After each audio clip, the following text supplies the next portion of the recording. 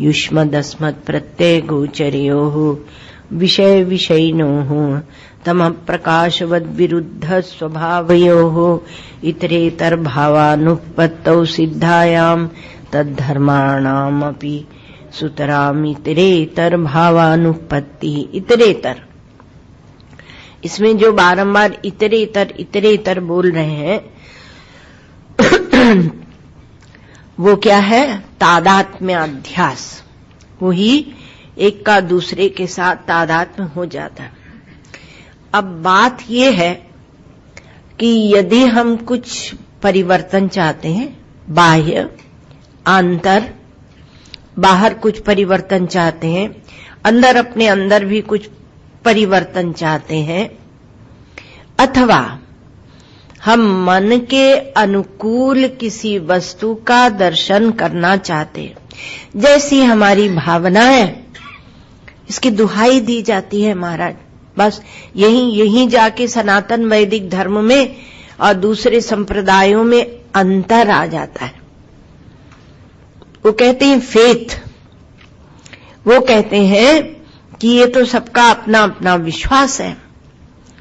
तो यहां जब हम वेदांतों में विचार करते हैं तो दो बात कह रहे हैं। एक तो यदि आप परिवर्तन चाहते हैं, बाहर कोई परिवर्तन या अपने अंदर अपनी भावनाओं में परिवर्तन, अपनी बुद्धि में परिवर्तन, अपने कर्म में परिवर्तन, अपने भोग में परिवर्तन चाहते हैं, और जिसका आप जिस लक्ष्य को, जिस ईश्वर का दर्शन करना चाहते हैं वह आपके मन के अनुसार हो, अर्थात मन के अनुरूप आप अनुभव करना चाहते हैं,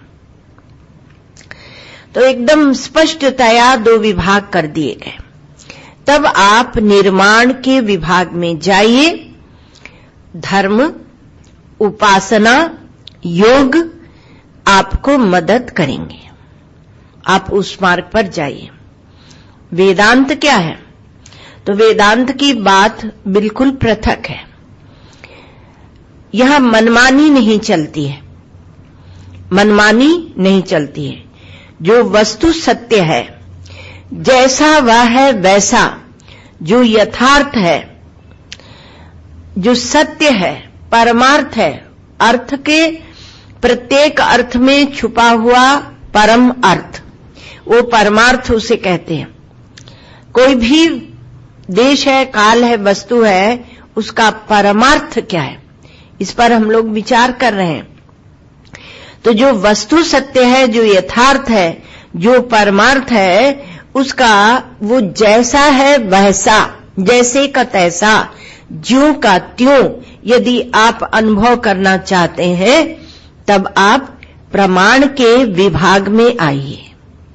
ये प्रमाण का विभाग, तो प्रमाण के विभाग में क्या है कि कोई मनोरंजन नहीं चलता है, क्योंकि यहां जो वस्तु आपको प्राप्त करनी है उसमें वासना का रंजन, वासना का स्पर्श, अंजन कहते हैं ना, आप नेत्र में थोड़ा सा काला लगा लेते हैं, तो ऐसा कोई भी रंजन अंजन वासना का उसमें किंचित भी नहीं है।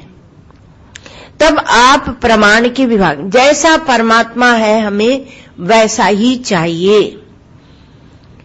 जैसा हम कहें वैसा नहीं। ये कोई बहादुर बोल पाता है, कोई बड़ा जो बहादुर है वह यह समझ पाता है या सोच पाता है कि जैसा है परमात्मा हमें वैसा ही चाहिए। नहीं तो हम अपने मन के भाव, अपनी बुद्धि जो संस्काराक्रांत है, वासना वासित है, उसका कोई स्पर्श उसमें लगा देते हैं। बड़े घटाटोप के साथ हम कहते हैं ईश्वर है ही नहीं, खोज की नहीं, अनुसंधान किया नहीं और कह दिया कि ईश्वर नहीं है। क्यों? क्योंकि उसने हमारे मन की नहीं की, उसने हमारे मन की नहीं की है, इसलिए वह ईश्वर है नहीं, हम उसे मानते नहीं। एक महात्मा से किसी ने कहा कि ईश्वर नहीं है, हम उसके लिए जो भी करते हैं वो हमारी बात पूरी करता नहीं, सब कुछ करते हैं उसके लिए। महात्मा ने कहा कि ईश्वर ऐसा है कि उसने इच्छा तो पूरी नहीं की अपने बाप की भी। दशरथ जी रोते रह गए, नंद बाबा रोते रह गए, अपने बाप की भी इच्छा नहीं पूरी की, तो उसने क्या ठेका रखा है कि वो तेरी इच्छा पूरी करेगा। तो इच्छा पूरी करने का ठेका ईश्वर का नहीं है। ऐसा जिसकी समझ में आ जाता है वो इस प्रमाण के विभाग में आ जाता है। वह ईश्वर का, ये दोनों विभाग ईश्वर के हैं, निर्माण विभाग और प्रमाण विभाग। निर्माण विभाग में वह ईश्वर आपकी वासना के अनुसार सगुण साकार हो जाता है, और प्रमाण विभाग में वो जैसा है महाराज वैसा ही रहता है। तो ईश्वर का जो प्रमाण विभाग है उसका आश्रय लीजिए, उसका भी आश्रय लिया, उसकी भी भक्ति होती है, कल सुनाया था आपको, उसका भी आश्रय लिया जाता है। ऐसा नहीं, ऐसा कहकर नहीं छोड़ दीजिए कि वो तो खाली बुद्धि का विचार है। बुद्धि के विचार के साथ यदि लगन नहीं है, भक्ति नहीं है, तो त्याग की सामर्थ्य आएगी नहीं। वह तो ज्यों का त्यों दिखा देगा और आप कहेंगे अब ज्ञान हो गया, अब क्या करेंगे, अब हम भोग भोगेंगे। तो त्याग की सामर्थ्य तब आती है जब वही चाहिए, अन्य दूसरा हमें चाहिए नहीं। मैं अपनो मन हरि सो जोर्यो, हरि सो जोरी सबन सो तोर्यो। तो हरि कौन है? जो अविद्या को हर लेते हैं, वो हरि, वो हरि। तो आप ईश्वर का जो प्रमाण विभाग है उसका आश्रय लें, तो वहां की जो भक्ति होगी तो वह एकमात्र आश्रय हो जाएगा। ज्ञान और भक्ति को समझते चलना, क्योंकि एक ही है दोनों, अंतर नहीं है। तो एकमात्र आश्रय परमात्मा है। इसलिए हमारे यहां जो विचार के मार्ग पर आते हैं वो गुरु को भगवान ही समझने लगते हैं। दूसरे बोलते हैं ये पागल है, तो लेकिन वो गुरु को व्यक्ति नहीं देखते, वो ज्ञान स्वरूप देखते हैं। आप जितनी प्रार्थनाएं श्लोक देखेंगे, गुरु के ही नहीं भगवान के भी, तो कृष्णम वंदे जगत गुरुम, तो उसमें ज्ञान की महत्ता आपको हमारे प्राचीन शास्त्रों में सर्वत्र, व्यासकृत, वाल्मीकि कृत इत्यादि में आपको दिखाई पड़ जाएगी। तो उसमें बड़ी गूढ़ता, गंभीरता के साथ विचार होता है और हम उन्हें जल्दी से छोड़ देते हैं और आधुनिक ढंग से जो बताते हैं उनके पीछे दौड़ जाते हैं। तो जो अभी कर्म का प्रेमी है, कुछ करना चाहता है, महाराज कुछ करना तो पड़ेगा, कुछ नहीं तो प्राणायाम तो करें ही।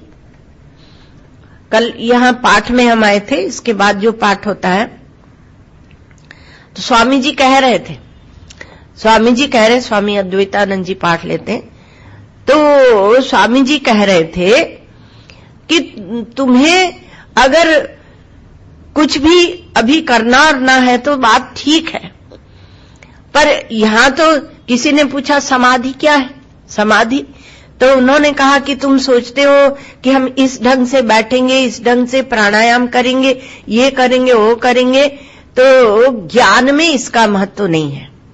कहा समाधि के लिए आसन तो चाहिए ना महाराज, आसन तो लगाना पड़ेगा। तो कहा कि उन्होंने कहा कि यहां हमारे वेदांत में शरीर को महत्व ही नहीं दिया जाता। सोवत जागत परे उताने, कहें कबीर हम वहीं ठिकाने। कैसे भी पड़ा हो, खा रहा हो, सो रहा हो, उठ रहा हो, बैठ रहा हो, लेटा हुआ हो कि आसन लगा के बैठा हो, लेकिन आपकी श्रद्धा कहां होगी? आपकी श्रद्धा जो रीढ़ की हड्डी सीधी करके और आंखें बंद करके बैठा है उसी पर होगी। लेकिन जो प्रमाण के विभाग में आ गया है वह यह देखता है कि यहां पर तत्व ज्ञान है या नहीं, विवेचन तात्विक है या नहीं, तत्व ज्ञान है या नहीं, वह यह सोचता है। तो कोई एक कर्म के प्रेमी होते हैं तो कुछ करना अवश्य है। ये देखो कर्म की, किसी वस्तु की हम लोग निंदा नहीं करते हैं, लेकिन ये विभाग दूसरा है, ये समझाने के लिए प्रयत्न करते हैं। कोई भोग चाहते, धर्म का, उपासना का, उपासना में आप साध्याकार वृत्ति बनाते हैं और उसका भोग भोगते हैं, समाधि लगाते हैं और समाधि की जो शांति है उसका भोग भोगते हैं, वो सूक्ष्म भोग होता है। तो किसी प्रकार का कर्म, इसी प्रकार से कर्म भी बताया था कि बहिरंग कर्म, अंतरंग कर्म, परम अंतरंग कर्म, धर्म, उपासना और योग है। तो ये इसके जो प्रेमी है तो उन्हें, उनके लिए यह ज्ञान, यह अद्वैत ज्ञान, यह यथार्थ ज्ञान, यह निर्विशेष ज्ञान, यह वस्तु ज्ञान, यह तत्व ज्ञान उनके लिए बेकार है। अष्टावक्र जी बोलते हैं, अष्टावक्र गीता में, वाग्मी प्राज्ञ महोद्योगैः जनम मूक जडालसम करोति तत्व बोधोयम अतस्त्यक्तो बुभुक्षुभिः। वाग्मी खूब अच्छा बोलते हैं, प्राज्ञ खूब बुद्धि रखते हैं, तरह तरह की जहां की चाहो बात करवा लो। आजकल तो ज्ञान में सिनेमा का ज्ञान भी आता है, ये क्रिकेट का ज्ञान भी आता है, उसी को प्राज्ञ बोलते हैं। कौन सा खेल कहां खेला गया, कौन से साल में कौन जीता, किसने सेंचुरी बनाई, और उसी प्रकार से सिनेमा का कौन सा सिनेमा क्या आया था, उसमें क्या कथा थी, क्या कहानी थी।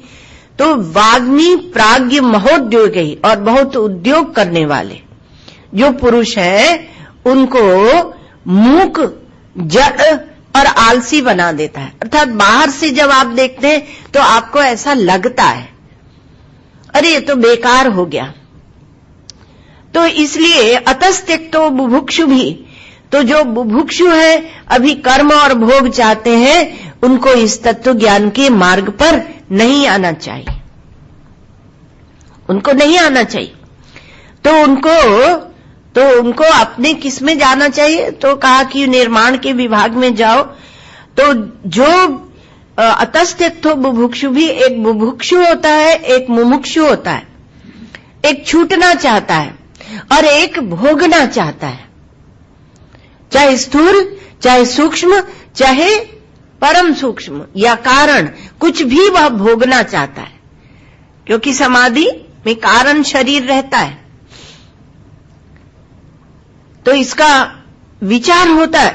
तो अतस्त्यक्तो बुभुक्षु भी, जो बुभुक्षु है, अभी संसार में कुछ बनाना बिगाड़ना चाहते हैं, उनके लिए यह आत्मज्ञान, यह तत्व ज्ञान, यह त्याज्य है। तत्वज्ञानी महापुरुष कह रहे हैं। अब कहा महाराज आपने अच्छी बात कर ली, ये लो हम तो ये चले, पूरा हॉल खाली। देखो, कहने की एक शैली होती है, इसका महत्व बताया जाता है कि इसमें त्याग की कितनी महत्ता होती है। तो कहा कि शारीरिक, मानसिक अथवा इस प्रकार के कोई भी कर्म वहां पर नहीं है, क्योंकि परिवर्तन हम चाहते नहीं। इसका जो अधिकारी है वह क्या है, वह कोई भी परिवर्तन चाहने वाला नहीं है, वह तो शुद्ध अनुभव चाहने वाला है। इसलिए उसको ये सब चाहिए नहीं। और कहा जाए कि तुम तो इसको ऐसा जानो, इसको ऐसा जानोगे, तो जानने में और मानने में अंतर होता है। वस्तु को ज्यों का त्यों मानना और वस्तु को मानना। यदि आप उल्टा मानेंगे तो वह अज्ञान होगा। ये बात है कि जो ज्ञान चाहता है कोई, और कोई एक अज्ञान में ही खुश रहता है। इसलिए ये भाष्य है, युष्मद् अस्मद् प्रत्यय गोचरो यो हो विषयिनो हो। तो आप अपने मन के अनुसार यहां पर नहीं चल सकते। और विवेक बुद्धि शास्त्र प्रदत्त, गुरु प्रदत्त, ईश्वर प्रदत्त। अभी जिस बुद्धि का आप उपयोग करते हैं वह आपकी वासना प्रदत्त बुद्धि है, उसका आप उपयोग करते हैं। तो जब ऐसी बुद्धि होगी जो शास्त्र, ईश्वर आदि के द्वारा प्रदत्त होगी, तब आप इस बात को समझ जाएंगे और तब आप जैसा शास्त्र बोलता है उसके अनुसार चिंतन करेंगे। इसलिए वेदांत का विचार है। तो शारीरिक, मानसिक और बौद्धिक कर्म यहां नहीं है। वहां जो इस प्रकार के कर्म करता है वो कर्ता होता है और कर्ता स्वतंत्र होता है। वो करे न करे, अन्यथा करे। पर ये जो आत्मा का ज्ञान है इसमें ज्ञाता स्वतंत्र नहीं होता, पराधीनता है। क्यों? क्योंकि आत्मा का ज्ञान आत्मा के आश्रित है, अर्थात परमात्मा के आश्रित है, ऐसे कह लो तो आपको मजा आ जाएगी। क्यों? क्योंकि थोड़ा भक्ति का पुट हो जाता है तो हमें बात महाराज समझ में आती, और ज्ञान ज्ञान कहते हो तो हमें बड़ी कठोर सी लगती है। तो ऐसे कह लो, तो ऐसे कहो कि ये परमात्मा के आश्रित है।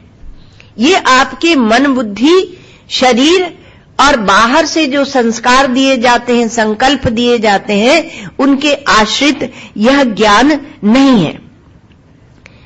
क्योंकि वहां पर क्या है, कहा ज्ञाता भिन्न है। तो भिन्न ज्ञाता के आश्रित यह तत्व ज्ञान, यह आत्मज्ञान नहीं है।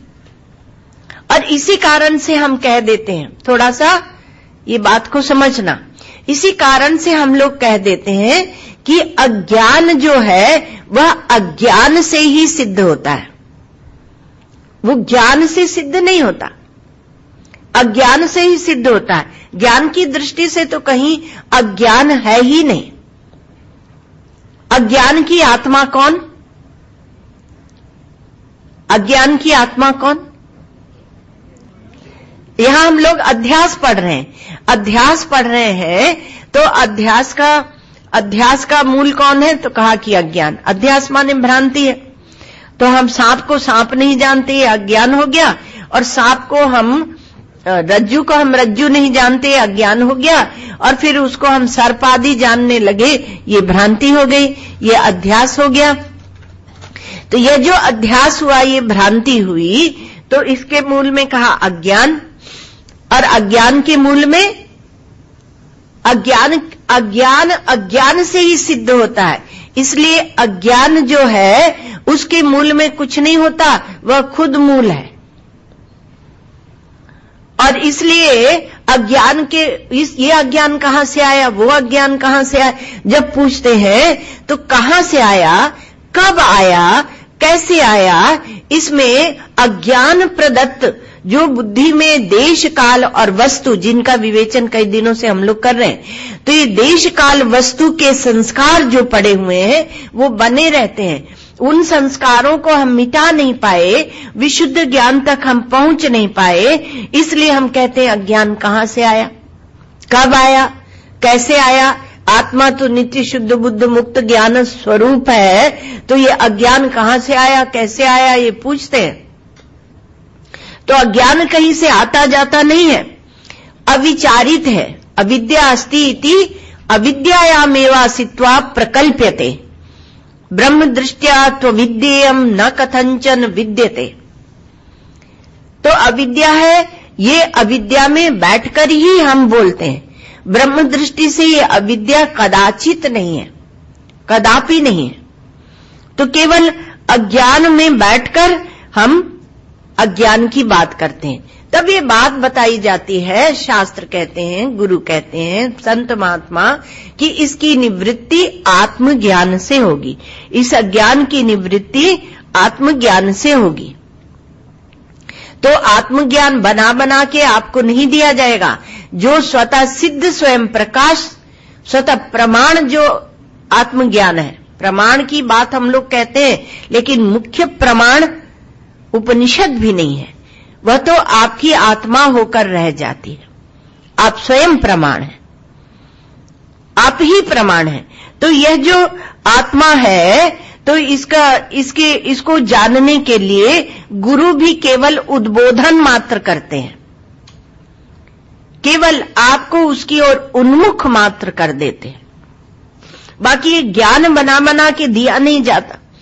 का आज हम सत्संग सुनने गए थे, उन्होंने अच्छा ज्ञान बनाया। ज्ञान बनाया नहीं जाता।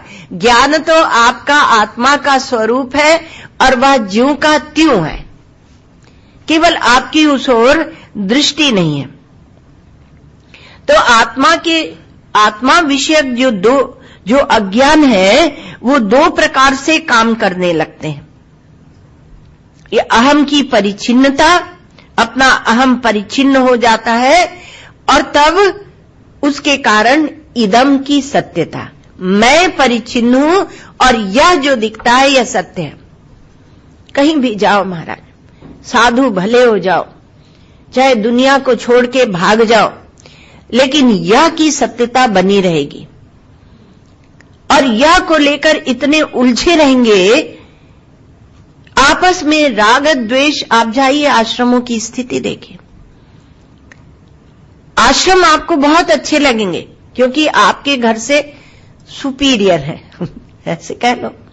वहां आपको इतनी चिंता नहीं करनी पड़ती। एक माता आती थी आश्रम में तो बोलती थी सबसे अच्छा तो आश्रम में है कि रोज हमें सोचना नहीं पड़ता कि कौन सी सब्जी बनेगी, हम उससे मुक्त हुए। तो वो बात ठीक है, लेकिन क्या है कि यदि तत्व ज्ञान नहीं हुआ तो राग द्वेष वहां भी आपको, क्योंकि मनुष्य का मन है, यदि उसको यह सूक्ष्मता नहीं है, स्पष्टता नहीं है कि जब तक अहम की परिचिन्नता बनी रहेगी तब तक इदम की, यह की सत्यता बनी रहेगी। युष्मदस्मत् प्रत्यय गोचरे हो विषय विषयिनो हो तम प्रकाशवद विरुद्ध स्वभाव। तो दोनों के भाव की अनुपत्ति है, फिर भी इतरेतर भाव की अनुपत्ति होने पर भी इस प्रकार से इतरेतर भाव प्राप्त हो रहा है। दूसरी पंक्ति में कहा कि मिथ्या इति भवितुम युक्तम, और तथापि अन्योन्यस्मिन् अन्योन्यात्मकताम, ये तथापि कह के ये बात कही गई। फिर भी एक दूसरे के धर्म, जड़ के धर्म चेतन पर, चेतन के धर्म जड़ पर। आप चेतन आत्मा है, लेकिन शरीर के और शरीर के साथ जुड़ा हुआ ये जो अंतःकरण मन बुद्धि, इसके धर्म अपने में ओढ़ ओढ़ के, और फिर ये एक गांठ पड़ गई, जड़ चेतन ग्रंथि पड़ी गई। यद्यपि मृषा, मृषा माने मिथ्या है, छूटत कठिनाई, और कठिनाई कुछ नहीं है, केवल आप जाके ठीक ठीक जो तत्व विचार करते हैं उनके पास बैठिए, आपकी ग्रंथियां टूटेंगी, आपको पता भी नहीं चलेगा। एक बार किसी ने पूछा कि आप इतना सत्संग कैसे कर लेते हैं, कैसे आप करते हैं, कहां पढ़ा, कब पढ़ा, क्योंकि आप तो गृहस्थ आश्रम में थे। तो हमने कहा कि कुछ नहीं होता, सब सत्संग से होता है, सत्संग से प्रेम होना चाहिए, उससे होता है। तो जब आप में ये परिचिन्न भाव मैं का खड़ा हुआ, तब इदम को सत्य माना तो मेरा भी खड़ा होगा, मैं और मेरा। और इसी पर पूरे शास्त्र भरे पड़े हैं। और मैं और मेरा, जब मेरा से आप राग करेंगे तो तेरा से आप द्वेष करेंगे। मैं और मोर तोर यह माया, मैं फिर मेरा और फिर तेरा, अर्थात अन्य किसी का, दूसरे किसी का, दूसरे किसी का है तो बिगड़ता रहे। आश्रमों में ये परेशानी होती है, वहां के लोग उसको अपना मेरा नहीं मानते, जो बाहर से आते हैं वो भी मेरा नहीं मानते, तो हर चीज यूं इस्तेमाल की और यूं गंदी की और फेंक दी। इसलिए वहां पर सेवा भाव की हानि होती है, क्योंकि माया में बैठे हुए थे। तो मैं और मोर तोर यह माया, मैं मेरा और तेरा यह माया हो गया। अब ये क्या है, तो कहा ये मिथ्या है। हम विचार करके समझते हैं कि मैं जब अपरिच्छिन्न ब्रह्म हूं तो ये मैं पना भी मिथ्या है, और इससे प्रकट हुआ यह मेरा पना भी मिथ्या है, झूठा ही प्रकट हुआ है। तो जो मिथ्या है उसके त्याग का सामर्थ्य आया कि नहीं? जो आपका वास्तविक सत्य नहीं है, आत्मा नहीं है, अनात्मा है, जड़ है, अन्य है, उसके त्याग का सामर्थ्य आया कि नहीं? यदि त्याग का सामर्थ्य आया तो आप ज्ञान में प्रतिष्ठित हो रहे हैं, नहीं तो ज्ञान आपका कहीं और बैठा है और आप कहीं और बैठे हुए हैं, पता चल जाता है। तो त्याग का सामर्थ्य आना चाहिए। श्री उड़ियावाद जी महाराज कहते थे कि मेरा का त्याग होता है वैराग्य से और मैं का त्याग होता है ज्ञान से। मैं की जो परिच्छिन्नता है वो ज्ञान से नष्ट होती है। बाह्य त्याग होता है और वो उनके शब्द होते थे देहतः त्याग और गेहतः त्याग। और भगवान शंकराचार्य बाह्य त्याग और अंतः त्याग, अंतस्त्यागो बहिस्त्यागो विरक्तस्यैव युज्यते। जो विरक्त है, जो वैराग्यवान है, वह अंतः त्याग भी करेगा और बहि त्याग भी करेगा। देखो रोज तो आपको अच्छी अच्छी बात सुनाते हैं। आज रविवार छुट्टी का दिन है ना, हमारी भी छुट्टी है, कुछ कठोर बात भी सुना दे। तो क्या होता है कि त्याग से ही सामर्थ्य आती है। भक्ति में भी त्याग होता है, योग में भी त्याग होता है, तो त्याग से सामर्थ्य आती है। और जब हम त्याग को, अब जब हम लोग बोलते हैं आके यहां पर बहुत आश्वासन देते हैं, आपको सामर्थ्य देते हैं, आश्वासन देते हैं त्याग करो न करो, आप घर में ही रह के ऐसे विचार करो, तो आपको बहुत अच्छा लगता है कि ये महात्मा बहुत अच्छे हैं, त्याग करने की कोई बात नहीं कहते। लेकिन जहां वैदिक धर्म आता है, क्या बताएं महाराज, यह सनातन वैदिक धर्म अद्भुत है। जब उसकी बात आती है तो त्याग के बिना बात चलती नहीं। वहां क्या त्यागे नैके अमृतत्व मानुषु। भगवान शंकराचार्य ने भी बहुत उसको सरल किया और कहा त्याग से अमृतत्व की प्राप्ति होती है, अर्थात त्यागात्मक जो आपका विचार है, असंगता जो आपका सहज स्वभाव है, असंगता है तो जो आपका अनात्मा है उसका आप त्याग कर देंगे, छोड़ देंगे। बड़ी मार कबीर की चित्त से दिया उतार, अपने चित्त से उतार दो और जो सत्य है परमात्मा उसे पकड़ लो, तो आप यह बात कर सकेंगे। तो त्यागेन एके एव अमृतत्वम आनुषु, तो त्याग से ही हम अमृतत्व को प्राप्त कर सकते हैं। लेकिन जो वैदिक मुमुक्षु है, जो सनातन धर्मी मुमुक्षु है, वह त्याग करता है। जो मुमुक्षु है, अभी बताया था, एक बुभुक्षु है जो भोग की इच्छा रखता है और एक मुमुक्षु है जो त्याग की इच्छा रखता है। तो जो वैदिक मुमुक्षु होगा वह त्याग और वैराग्य युक्त होगा। तो त्याग और वैराग्य से वह युक्त होगा। कल आपको सुनाया था कि ये जो गांठ पड़ी है इसका कारण क्या है कि हम अनात्मा को छोड़ने के लिए तैयार नहीं है, और जहां त्याग नहीं है वहां दुख अवश्य होगा। इसलिए कहा त्यागेन एके अमृतत्व, अमृतत्व अर्थात सुख, आनंद, भूमा सुख। तो जो सुख है, जो आनंद है, वह ग्रहण करने से नहीं आता। ग्रहण कर करके हमने पूरी सब गांठें बनाई है। तो त्याग से, त्यागात् शांतिरनंतरम, जहां भी परेशानी हो रही उसको छोड़ दो। श्री उड़िया बाबा जी महाराज कहते हैं, वो ऐसे कहते थे कि जहां थोड़ा भी क्लेश हो, कला हो, तो उसको छोड़ के और चलते बनो। ये साधु का बल है। साधु माने साधनोती, जो साधना करता है वो साधु। तो साधु का यह बल है कि उठाओ अपना कमंडल और चल पड़ो।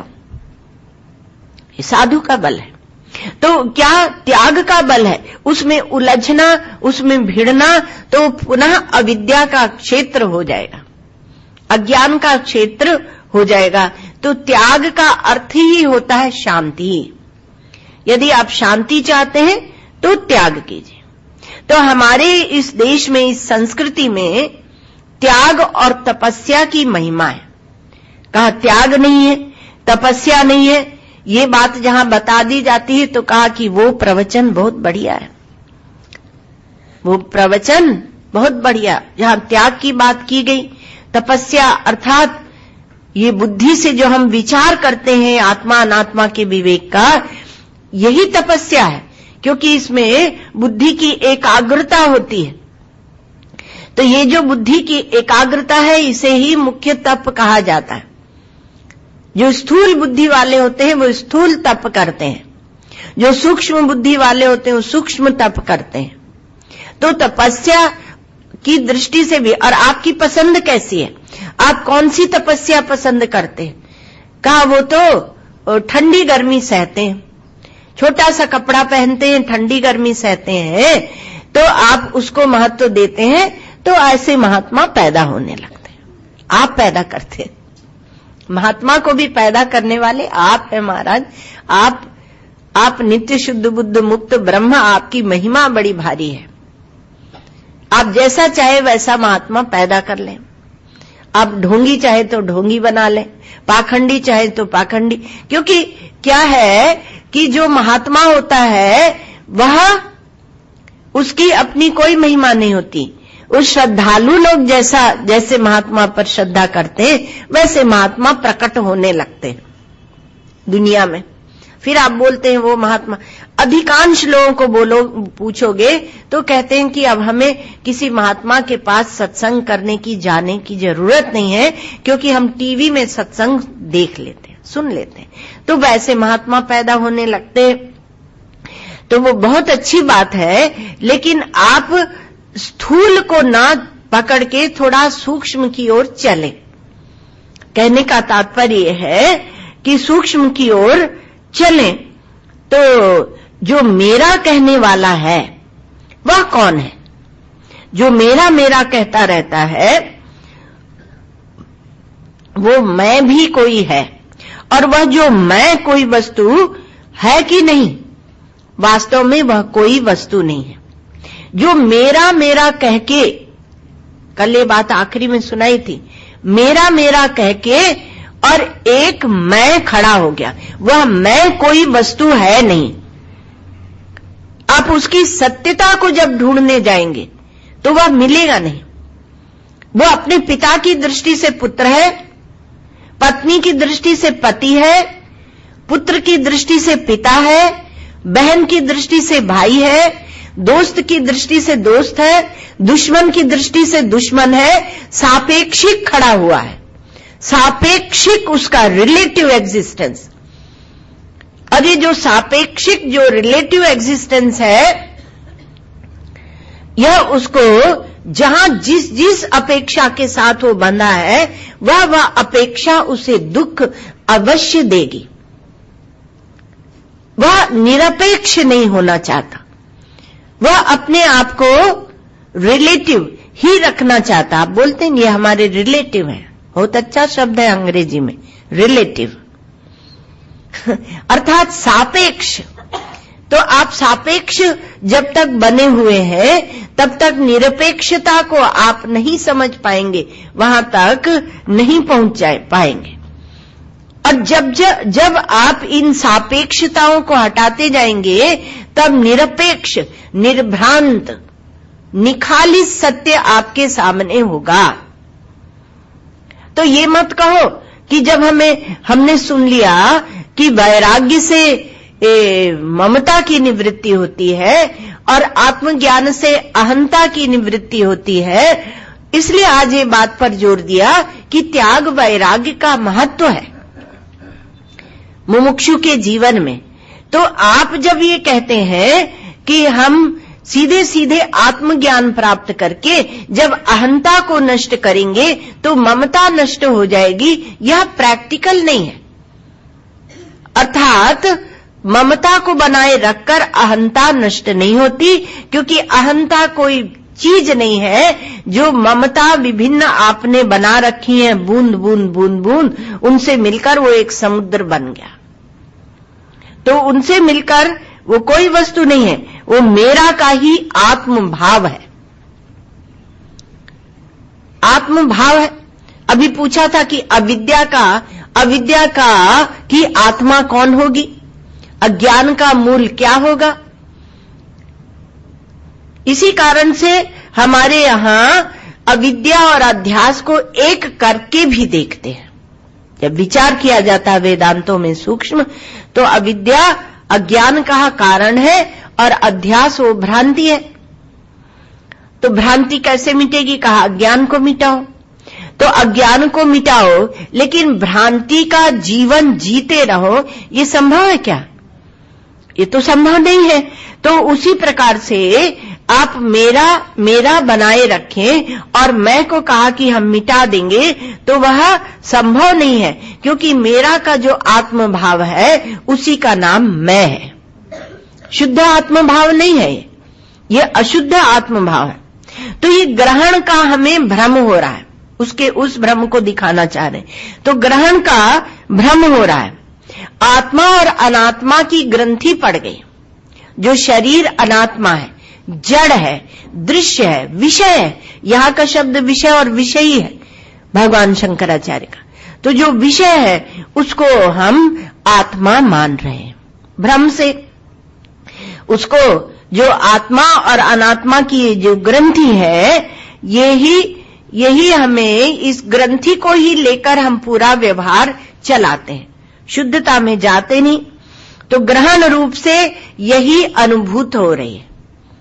आत्मा और अनात्मा, जड़ और चेतन की ग्रंथि, ये अनुभूत हो रही है। तो अनात्मा का यदि त्याग हो जाता है, और वे वास्तव में अनात्मा त्यक्त है और त्याज्य है, दो शब्द लेना। आप हिंदी तो अच्छी जानते हैं ना। आत्मा त्यक्त है अथवा कहो त्यक्तव्य है। त्यक्तव्य भी क्यों कहेंगे? क्योंकि जो वस्तु है नहीं उसका त्याग क्या करना। ये तो हमने अपने मन से एक खिलवाड़, एक खेल खड़ा किया हुआ है। परमात्मा जब अवतार लेते हैं भगवान श्री कृष्ण, श्री राम, तो वो जानते हैं श्री कृष्ण की हमने मन से एक खेल खड़ा किया है, और आप जानते नहीं, इसलिए उनके प्रत्येक चरित्र को लीला कहते हैं। और आप जानते नहीं, आपको ये भय लगता कोई कुछ कहे नहीं। श्री कृष्ण ने अपने जीवन में यह दिखाया है कि जो तुम चिंता करते हो कि हमने, जैसे भीष्म पितामह को दिखाया कि हमने चिंता हम करते हैं कि हमने प्रतिज्ञा की, तो प्रतिज्ञा हमारी पूरी होनी चाहिए। क्यों पूरी होनी चाहिए? श्री कृष्ण का एक प्रश्न है कि मैं तो अपनी प्रतिज्ञा तोड़ देता हूं, किस लिए? जगत के कल्याण के लिए। और आप अपनी प्रतिज्ञा, और उसको दूसरे शब्दों में कहा जाता है भक्तों के लिए, तो भक्तों के लिए मैं प्रतिज्ञा तोड़ देता हूं। श्री कृष्ण ने कहा था मैं कि हथियार नहीं उठाऊंगा, लेकिन रथांग पाणे, रथ के पहियों को हाथ में लेकर दौड़े हैं भीष्म पितामह के पीछे, दिखाने को कि तुम अपनी प्रतिज्ञा में बंधे रहकर और अधर्म का पक्ष ले रहे हो। उनकी प्रतिज्ञा को खुद ही नहीं समझे। भीष्म पितामह की यही भूल थी कि अपनी प्रतिज्ञा को खुद ही नहीं समझे, उसको छोड़ देते हैं हम लोग। तो कहा कि हमें जो यह भ्रम हो रहा है, ये आत्मा और अनात्मा की जो ग्रंथि पड़ गई वो भ्रम से पड़ी है, और उसका हम अनुभव कर रहे हैं, वो त्यक्त है, अर्थात वो छोड़ी हुई ही है। उसको बड़ा भारी करके अपने ऊपर चढ़ाओ नहीं, और त्याज्य है, उसका त्याग करना ही चाहिए। उसका त्याग करने की सामर्थ्य आपको विचार से मिलती है। तो जो त्याग कर लेता है इसका, उसके कर्ता भोक्ता पने की समाप्ति हो जाती है। यहां पर युष्मद् अस्मत् प्रत्यय गोचरियो हो, विषय विषयिनो हो, जो यह प्रारंभ किया भगवान शंकराचार्य ने, तो मंगलाचरण कुछ नहीं किया। तो मंगलाचरण नहीं होता तो देवता लोग विघ्न करते हैं, ऐसे बोलते हैं। विघ्नों की निवृत्ति के लिए मंगलाचरण किया जाता है। तो कहा विघ्नम कुर्वन्ति वै यम यस्मात् आक्रम्य समियात् परम, वो विघ्न करते हैं। तो इसलिए इन्होंने मंगलाचरण नहीं किया। शिष्ट परंपरा है मंगलाचरण की, तो शिष्टों में अग्रणी है भगवान शंकराचार्य। सर्वत्र मंगलाचरण उनके ग्रंथों में देखेंगे, एक ब्रह्मसूत्र में नहीं है। किसी की वंदना नहीं की, न गुरु की, न गुरु परंपरा की, न किसी की नहीं की। तो कहा कि वो आत्म तत्व जो है जिसका यहां निरूपण किया जा रहा है, वह विषयों के उपद्रवों से, इंद्रियों के उपद्रवों से, हम लोग अपने विषय में ही है, मंगलाचरण में नहीं पहुंचे हैं। वह विषयों के उपद्रवों से, इंद्रियों के उपद्रवों से, देवताओं के उपद्रवों से, वृत्तियों के उपद्रवों से मुक्त ही है, इनसे विरहित है। इनसे रहित है, विशेषतया रहित है। इसलिए मंगलाचरण की कोई आवश्यकता नहीं। निरुपप्लव, निरुपद्रव है आत्म तत्व। इसमें कोई अविद्या नहीं है, अध्यास नहीं है। ये तो अध्यास की केवल संभावना बताई जा रही है, वो कुछ भी नहीं है, क्योंकि ब्रह्म तन मंगलम परम, ब्रह्म ही ब्रह्म का निरूपण कर रहा है। भगवान भाष्यकार की दृष्टि में यहां कोई अविद्या, अज्ञान, इदम, अहम, मम ये है नहीं। ऐसे बैठ के उन्होंने यहां पर ये अध्यास भाष्य और ये ब्रह्म सूत्र का प्रारंभ किया है। तो इसलिए वो कहते हैं कि विषय और विषयी ये बिल्कुल पृथक है, इनमें कभी जुड़ना हो ही नहीं सकता है। जैसे दैनिक जीवन में आप देखते हैं तो दैनिक जीवन में आप ये अध्यास का प्रयोग करते हैं, ये भ्रांति का प्रयोग करते हैं, क्योंकि ज्ञान नहीं है, विचार नहीं है, इसलिए इसका प्रयोग करते हैं। तो जैसे कहते हैं कि शीतल वायु चल रही है, तो शीतलता जल का धर्म है और चलना, बहना ये वायु का धर्म है। उष्ण वायु बह रही है, उष्णता आ गई, तो ये किसका? वायु का धर्म है, और अग्नि का धर्म उष्णता है। सुगंधित वायु आई, हवा का झोंका सुगंध भरा आया, तो सुगंधित वायु किसकी? सुगंध किसमें होती है? गंध वह पृथ्वी का धर्म है। तो हम जानते नहीं है, तो ऐसे ही व्यवहार में इसका उपयोग करते हैं। अध्यास, अधि उपरी, अन्यस्य उपरी, अन्यस्य आसः, एक के ऊपर दूसरे को थोप देना। आस माने आसन का है, तो एक दो प्रकार की धातु हो जाती हैं, एक आस धातु होती है और एक अस धातु होती है। असु निक्षेपणे, तो उसमें ऊपर डाल दिया, तो अन्योन्यस्मिन् अन्योन्यात्मकताम जहां कह रहे हैं, तो वहां ये बता रहे हैं कि एक का धर्म दूसरे पर, उसका धर्म दूसरे पर, पहले का दूसरे पर, दूसरे का पहले पर, ऐसे धर्म जो हमने डाल दिए हैं, इसी को अध्यास कहते हैं। और इसी को अविद्या भी कहा जाता है। अविद्या में भी ऐसे ही होता है। तम एतम एव लक्षणम अध्यासम पंडिता अविद्येति मन्यन्ते, ऐसा भाष्य में आया कि इसी अध्यास को अविद्या भी कहा जाता है। अब इसमें विचार क्या है? तो कहा विषय के उन्मुख होकर जब हम सूक्ष्म विचार करते हैं तब उसे कहते हैं विज्ञान, साइंस। और आत्मा के उन्मुख होकर जब हम सूक्ष्म विचार करते हैं तो उसे कहते हैं ज्ञान, आत्मज्ञान उसे कहते हैं। तब उसे ये आत्मा का ज्ञान कहते हैं, आत्मविज्ञान कहते हैं।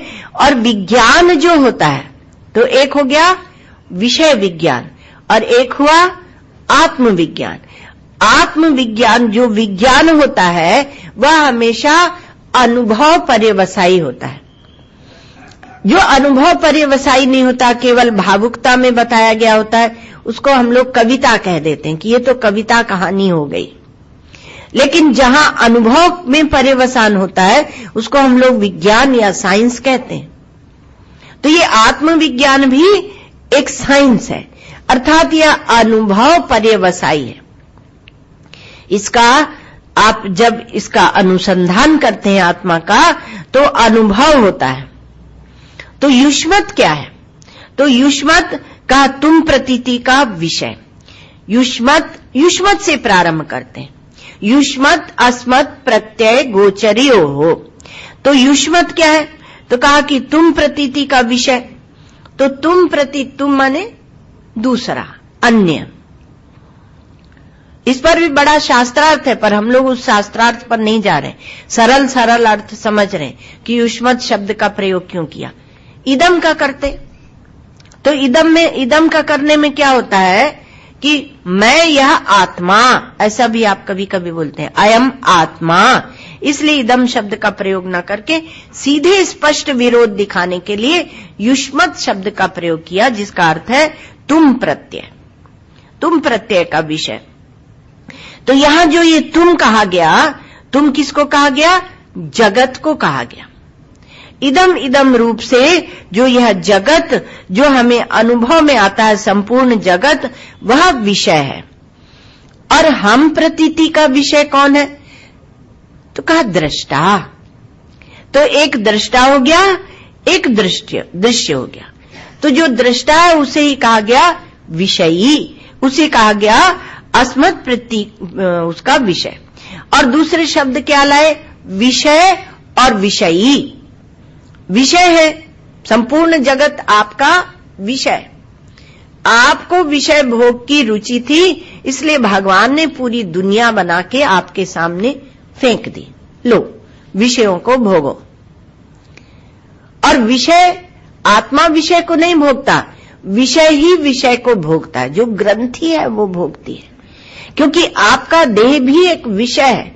देह के बिना आप भोग नहीं भोग पाते, इसलिए आपको देह चाहिए। एक नियम है वेदांतों में, सजातीय को भोगता है ना।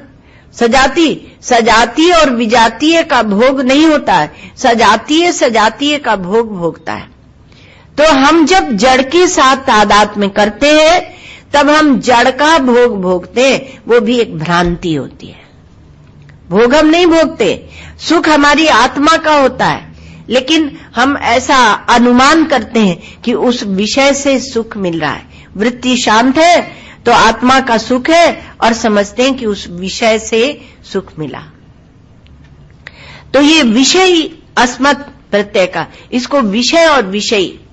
अब जो विषय शब्द है, ये विषय शब्द ही हमारे यहां शब्द ऐसे अद्भुत है कि वो अपने आप में एक गंभीर परंपरा लिए हुए है। विषय शब्द कैसे बनता है?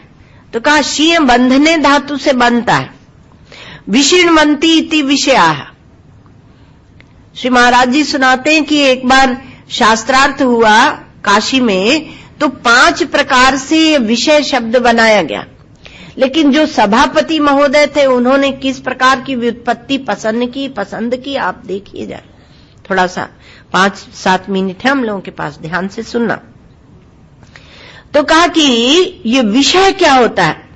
तो कहा जिसके विषयन्ते जनाए भी, विशीर्णवन्ति इति विषया, जो बांधे, किसी को जो बांध ले उसको बोलते हैं शीय बंधने धातु से बनाया।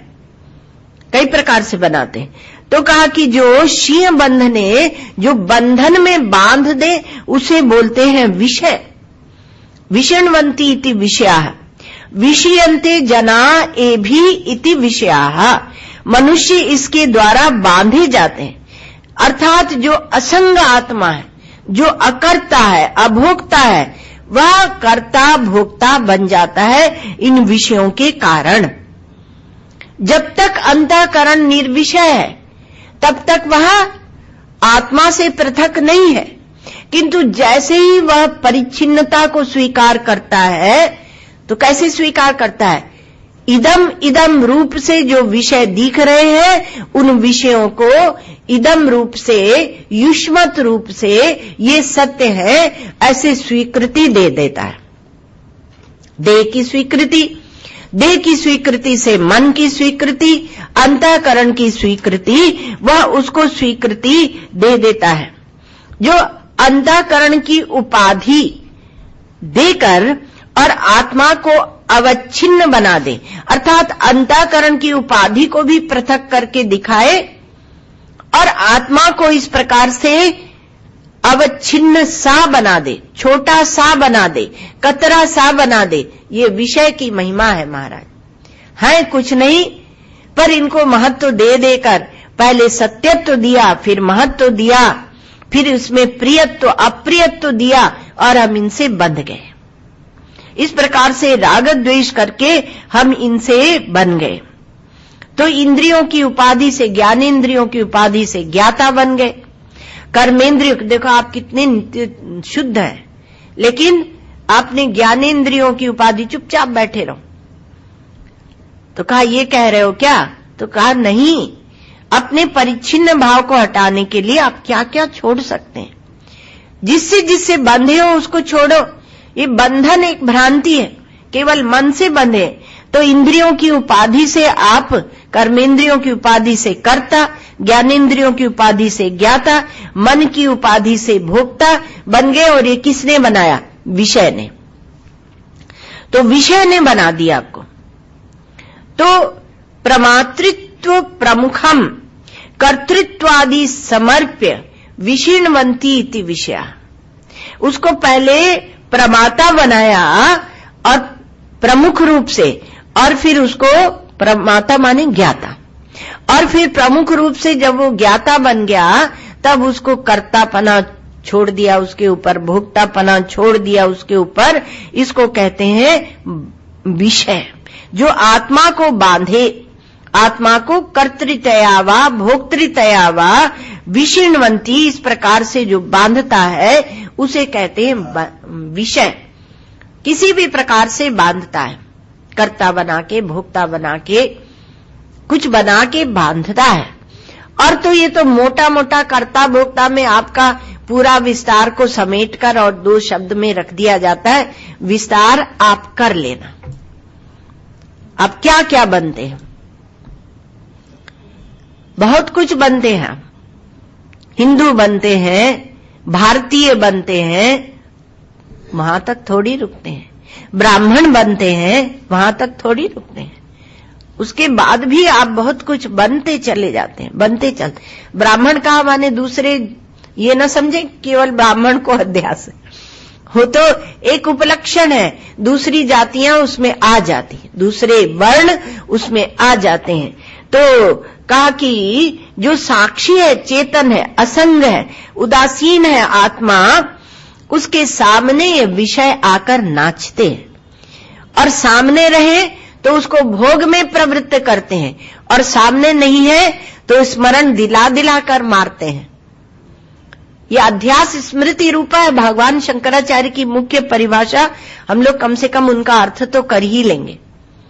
तो उसमें क्या है कि स्मरण जब कराते हैं तो आप आत्मचिंतन से विमुख हो जाते हैं। आत्मचिंतन तब वहां पर नहीं होता। तो आत्मचिंतन नहीं होता तो विषयी जो है, यह विषयों को अपना या मैं माने, विषयान आत्मत्वेन अभिमनुते, उन विषयों को लेकर वह बड़ा बनता। पैसा है तो मैं पैसे वाला, मोटर है तो मैं मोटर वाला, पत्नी है तो मैं पत्नी वाला, मकान है तो मैं मकान वाला, ऐसे इसमें फंसते हैं। इसलिए जो ये अवधूत महात्मा होते हैं वो सब संस्कारों को समाप्त करने के लिए यूं छोड़कर चलते हैं। वो कहते हैं किसी वाला मैं क्यों बनूं, और आत्मचिंतन से विमुख हूं। तो अपना जब हम इन्हें मानते हैं तो आत्मचिंतन से विमुख हो जाते हैं। तो अब इसके आगे की कथा जो है वो कल सुनाएंगे। तो आत्मचिंतन से जो हमें विमुख कर दे उसी का नाम होता है विषय। तो विषय विषयिनो हो, विषय के सापेक्ष विषयी शब्द दिया है। वास्तव में ये विषयी है नहीं, ये जो आपका आत्म तत्व है वह विषयी है नहीं। ओ